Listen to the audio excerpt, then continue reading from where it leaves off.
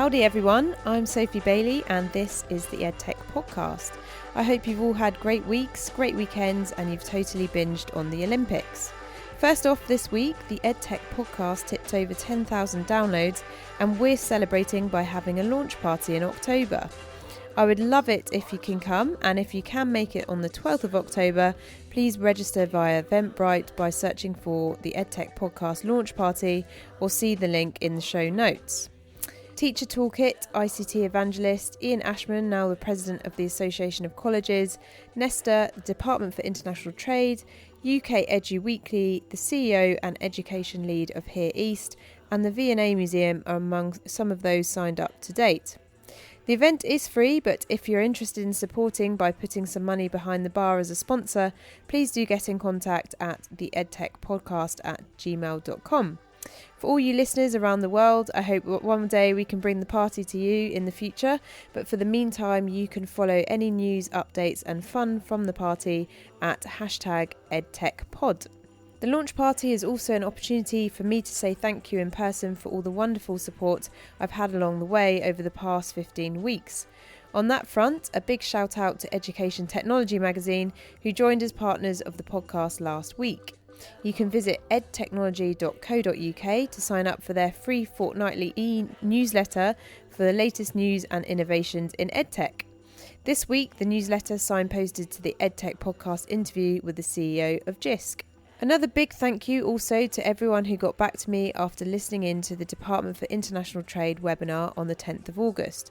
Lots of positive comments, and I hope to bring you some more interesting announcements on the independent school scene in China in the coming weeks.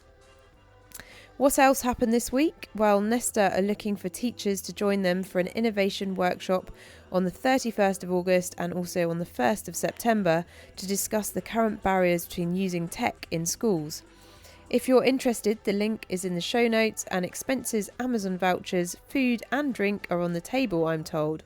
This week, I'm also launching 2 panel proposals at South by Southwest Edu, and I need your help to vote for these proposals to get us through to the advisory board voting round. One panel features the likes of UK educator and blogger heavyweights Natalie Scott, Teacher Toolkit, Urban Teacher and ICT Evangelist, and the other panel features computing and coding maker enthusiasts Kano or Kano, Primo Toys and PyTop. Both panel picker links are in the show notes, and you would make us all so very happy by clicking on them and giving a big thumbs up. Here's a quick hello from South by Southwest Edu exec producer Ron Reed to tell us about his escapades with Bill Gates and to also give a flavour of the event, which takes place in March 2017. So Ron, I was just commenting on your fabulous accent. Perhaps you could let everyone hear a bit of that Well, now. I appreciate that, and it's a pleasure to be with you today. But no, it's nice to be in London, and I've looked forward to our conversation. Excellent. So first question is South by Southwest as cool as it looks? Oh, having not been. We sure want to think so, and we work really hard to try to keep it authentic and fresh, and so with that in mind, we're fortunate to get a lot of rave reviews from many folks. So I'll defer to them on it, but we're very proud of the event and what we've done. We this past March had our 6th South by Southwest education event. We had almost 8,000 folks from all over the world join us to talk about how to modernize teaching and learning. And so, again, we're really proud of the event and have a lot of fun hosting it. I think you should be. I mean, I followed it from afar, and I think the way you do it, and also, as it sort of plugs into the other South by Southwest events that take place, I'm sure there must be some interesting cross synergies that happen as a result. Yeah, it's probably worth sharing that South by Southwest as an event has actually started with a music conference about 30 years ago, and so as a brand, South by Southwest has been really all about kind of creativity and innovation in the music sector initially. Subsequently, they launched a large technology conference and a film festival, and all 3 of those events, as well as South by Southwest EDU, occur in 2 weeks of March in Austin, Texas. And do you get a large amount of educators also come along? Because I know sometimes some events, there are different parts of the ecosystem that turn up. So what's the kind of mix at South by Southwest? Yeah, I think that's what's really hopefully special and distinct about South by Southwest EDU. In the States, many education gatherings are really focused on very specific job roles, and so there are elementary reading teacher conferences, and there are principal conferences and tech teacher conferences, and those convenings serve great purpose and value. But our view is the more diverse the community we can be, the more impactful the conversations. And so I think what's special about South by Southwest EDU is we have entrepreneurs and legacy companies and startups there. We have practitioners from the classroom and principals and superintendents from administrative roles, both in the, I guess what you would refer to as primary and secondary as well as tertiary space. And so it's really that mashup of folks that we enjoy. And so, did you say it's been 6 years or seven? Yeah. 6 years. So over the 6 years, what are some of your most memorable stories that you can share? So obviously some of these, there's lots of networking events that take place and things like that. I think with events, having worked in them myself, they can be incredibly tiring, but then when that all calms down, you remember some fantastic things as well over the years. So yeah, the one that comes immediately to mind is we were fortunate in year 3 of South by Southwest EDU to have Bill Gates as our keynote speaker. And interestingly, we'd originally extended an outreach and an invitation to Melinda Gates to speak. I was in Frankfurt at the book fair when I heard from the Gates Foundation that Melinda's schedule was challenging, but would we be amenable to having Bill speak? And so, by all means, of course, we were super excited to do that. In fact, for his presentation, we wanted it to run off of a Windows machine, and we are a Mac operation at South by Southwest. So in the final minutes before Bill went on stage, I was looking for a Windows guy who had the hardware for Bill's presentation, which I was extremely anxious about. But it managed to come together in the final minutes, but it was not part of the plan anyway.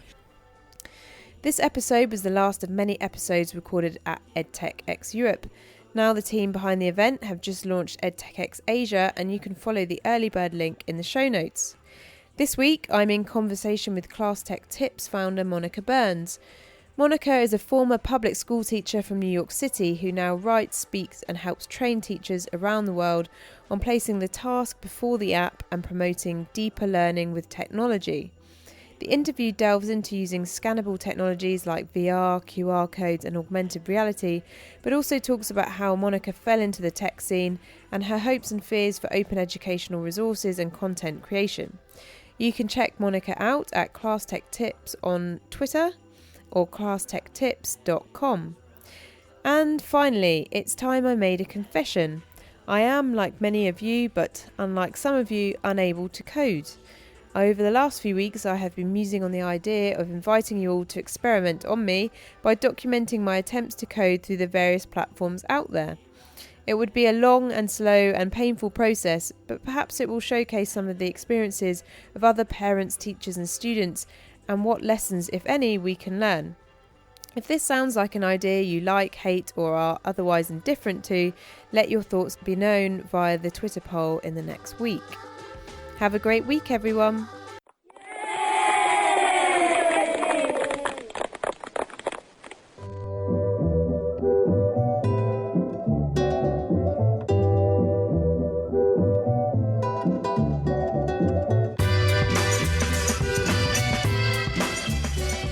Cool. So I'm sat here overlooking the Regent's Canal. The sun has finally come out and the weather has been rather intermittent, I'd say.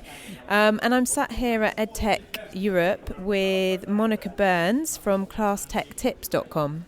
So welcome, Monica. Thank you for having me. No problem at all. I'm very excited about it. So obviously for people in the States, I think they're going to be very familiar with who you are and your website and everything. For those who are less familiar, could you give us a little summary about what it is you do?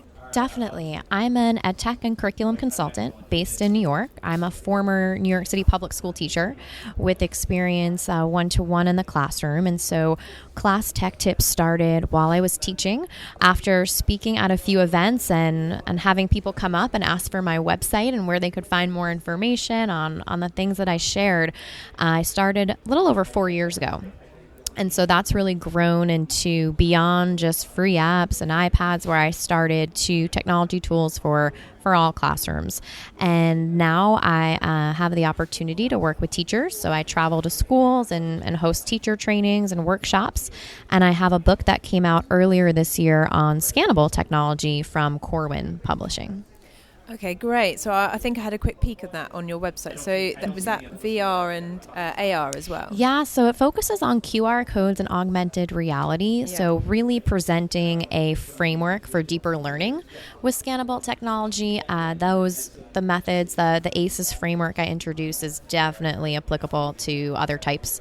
VR and virtual reality has been so exciting to see the growth just in the past 6 to 10 months really becoming more equitable. And going back to the classroom, so what kind of practical examples of VR in the classroom have you seen that have really helped in terms of learning outcomes? Well, one tool that I love is Nearpod, and so it's powerful as a presentation instructional tool, but I really love it from a formative assessment standpoint of just checking in and being embedded with where students are at throughout a lesson. But they've introduced a handful of virtual reality modules built into their lesson, so you can take students on a virtual field trip to a coral reef or to the pyramids, and it's really been exciting to see it done in a way that doesn't feel isolated just for the sake of a virtual reality experience, but something that is clearly tied to a teacher's instructional goals. So I think for a lot of people, when they think of VR, they think of the headset, and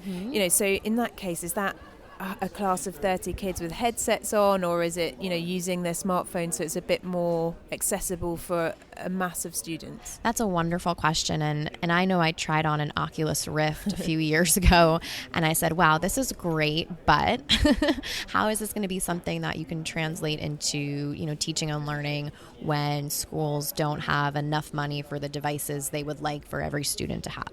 So over the past, I would say the past year or so, seeing the Google Cardboard become a device where you could use a smartphone, whether it's Android or iOS, and kind of slip that in and be ready to go. But I think virtual reality is so much more than just the headset from a classroom teaching and learning perspective. You can have students on their iPad standing up and moving in one direction or another, looking at a screen that's in their hands, as opposed to a split screen with a viewing device. It says on your website, your mission is to help educators place the task before the app and promote deeper learning with technology. So what do you think would you identify as some of the best examples of that? So it's so easy, and I do a job of curating resources, right? So it's so easy to come out and say, here's the 30 best this, or the 10 apps for that, and I do that because I think it's a great way to get people interested and excited. It's a nice little stepping stone. It's comfortable. Someone told me the other day that's called listicles, which right. I hadn't heard that before. Right, I quite like it.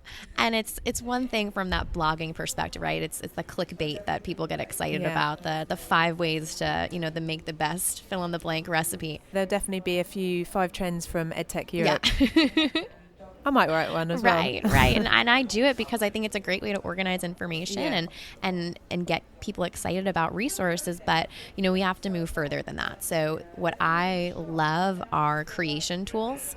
I'll be sharing Adobe Spark later today as part of my presentation. So I'm really excited about the creation tools that they've developed. I've done some work with Book Creator, which is based over here, and it has some powerful mobile apps. And I think that's really where the deeper learning comes in, creating experiences for students to generate content that demonstrates their understanding, producing for an authentic audience, and there's some wonderful tools. I just named, 3 as we've been talking for doing that, but it's got to be larger. So we need to really think about what our goals are for the students that we're working with. And how long were you an educator for in New York? So I was in the classroom for 6.5 years. My last 2 years were one-to-one iPad. And so I was looking to transition a new school environment. And at that time, I was doing some work with a nonprofit organization called Lit World. They're the folks behind World Read Aloud Day, if you've heard of that really special event. And so I worked with them on a pilot program for using iPads for family learning, so literacy learning, activities, coming together for storytelling and a wide range. And so that was happening. I was looking for something new, and that gave me some flexibility to do the traveling and teacher training that I do now. And so it all kind of came together that the next move wouldn't be to another classroom, but to having a little more freedom to bounce around and work with teachers all around the world. And did you grow up as someone who was always really involved in tech, or did tech come about, tech in terms of apps and all the rest of it, because you think it had that place in helping you as an educator? I think that, it all kind of came together in a way that I could not have anticipated. When I first got into the classroom, we had chalkboards and overhead projectors. As a teacher? As a teacher. Wow, okay. And so within a few years, being able to jump in and wrestle the chords on the iPad cart that I had, petitioned for as a grade team leader, that was a huge leap. But then thinking about all the little things that kind of brought me here, being tapped into to help run the social media at my school really prepared me for the blogging work that I didn't know was coming, but happened just a few years later. And it's been interesting to see some pieces fall into place that I don't think I would have seen coming, but just were really, it's more than just the technology. It's so much about the pedagogy and the best practice. So when you see anything, a great chapter book, a piece of literature, high interest, news articles, anything that's going to make this experience better and more rich for students. And in this case, so much technology came in, and that's really where my passion has grown from. So yeah, I think it's moving so quickly. Going back to the actual teaching side of things, what was the school like that you taught in? So I taught in a public school in New York City in South Harlem, right above Central Park, where when I started, we were a traditional local school. So students from the neighborhood would come in, and that was our student population. Over the course of my tenure there, we became a federal magnet school with a theme of environmental stewardship. And so part of the funding that was used for iPad purchases, came from this mission to be more eco-friendly and paperless, as well as developing really rich experiences for students to interact with content. And that's really, when I left, and it's funny now because I do so many teacher trainings, and sometimes I get called out by the audience when I give an ecosystem example or endangered species example, because it's so much of my kind of comfort level from an instructional standpoint, having spent my last years in the classroom really focused on the environmental stewardship component and how that how threads itself with technology tools. And what was your own education like? I mean, how different is what you're talking to people when you're on the road compared to how you remember growing up and being educated? I mean, one of my most memorable technology experiences was not working, but as a student in the computer lab with a washcloth or a towel, kind of taped over the keyboard so you couldn't watch your fingers as you learned to type fast. And it's, where I remember being maybe 10 or 11 years old, and the words per minute being posted on the board as if we were in secretarial school. And it's funny now because I'm a very fast typer, and I used to joke that if everything, didn't work out, I could always fall back on that skill. But that's, really one of my most memorable experiences was this charting of words per minute, and never quite being in that the top half of the class. Yet, I look back and think about how much things have changed.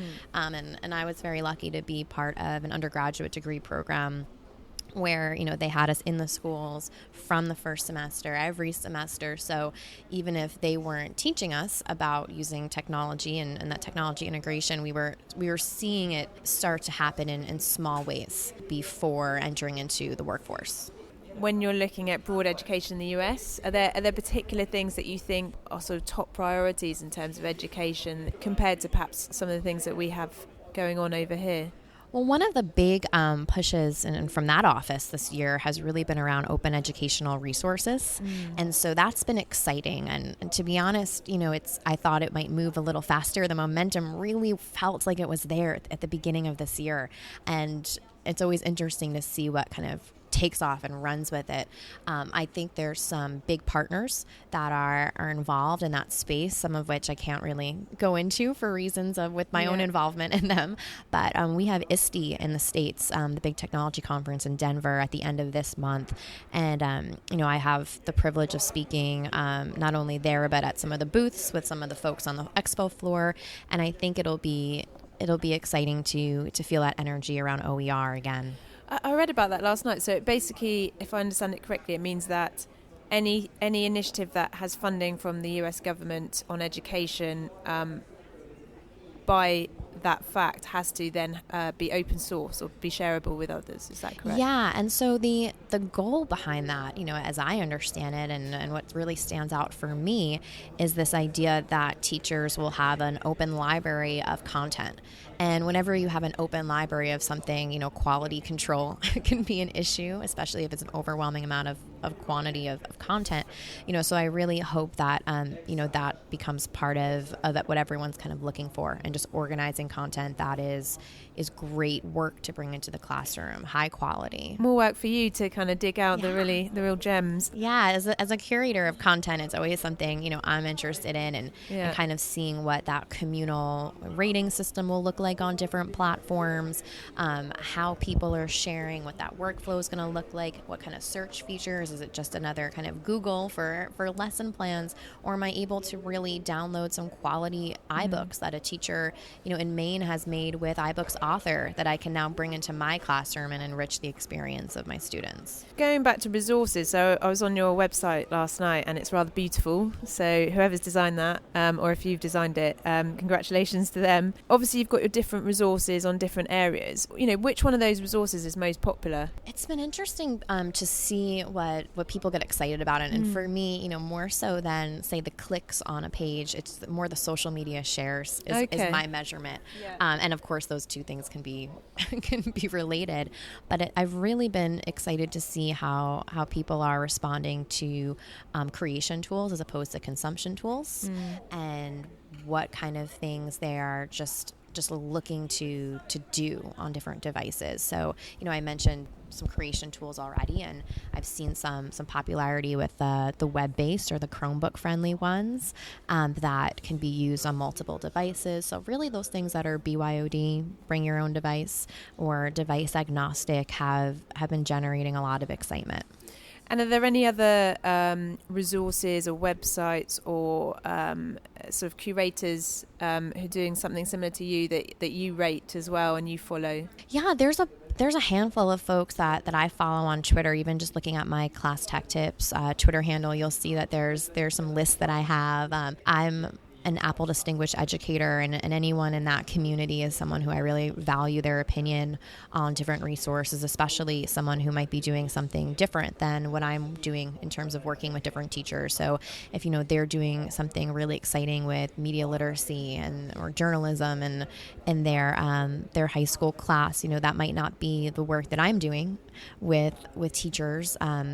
That focus more on, kind of K-12 literacy and math best practices. And so those are the things that I get excited about.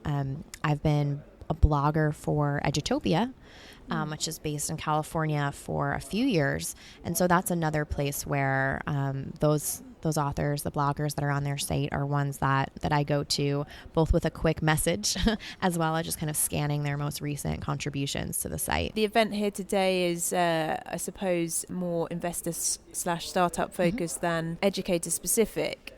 How have you found today in terms of, the things that you've heard, and how do you think the investor world or community that are funding some of these innovations, are they close enough to the end product, I suppose?